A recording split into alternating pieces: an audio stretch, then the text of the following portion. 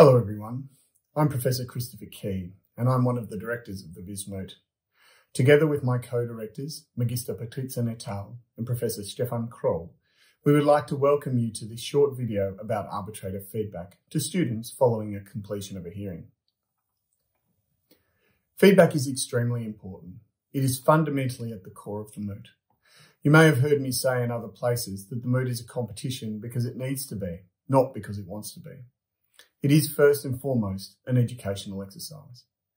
It is incredibly important that we keep that in mind when we're giving feedback. One good place for us to start is to consider what feedback actually is. Many people assume that feedback is a critique of the student's performance. That's not quite right.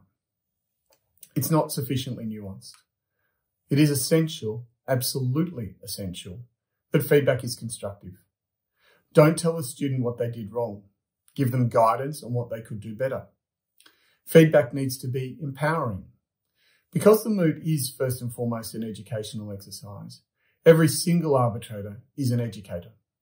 This is your opportunity to contribute to advance, and to empower a student's learning experience. Make it positive, make it encouraging. The next useful thing is to consider what feedback is not. Feedback is not the justification for the mark you intend to give. When the moot is all over and the students receive their marks, the mark itself will be feedback of a kind, but it is really important that we don't fall into the trap of using post-hearing remarks as the reasoning for the mark we intend to give. As lawyers, and perhaps particularly as arbitrators, that's an easy temptation. We're used to providing the justification for a decision. You are not being asked to do that here. Now, that all said, it is also very important that you give authentic feedback. Do not falsely inflate the expectations of the students.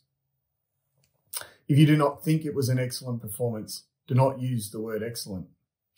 As you'd know, our scoring system applies some word descriptors to the different mark ranges. Scoring should be done on a scale of 50 to 100 for each individual oralist. 50 to 59 is described as needed improvement. 60 to 74 finds the descriptor good. Very good is considered to be 75 to 90, and 91 to 100 is described as excellent. Students are attuned to these words and to that language. So please either stay away from these words in your feedback or use one that reflects where you will ultimately pitch your mark.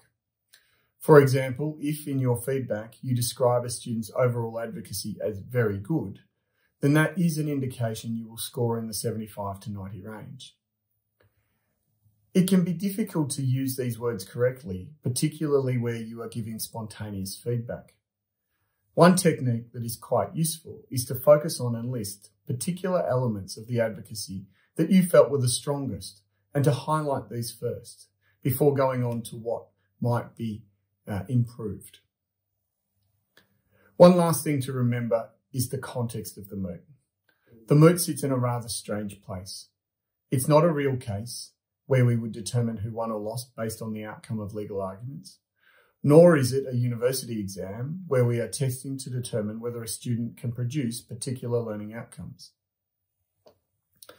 One thing that both real arbitrations and university exams have in common is that in neither are they determined by effort.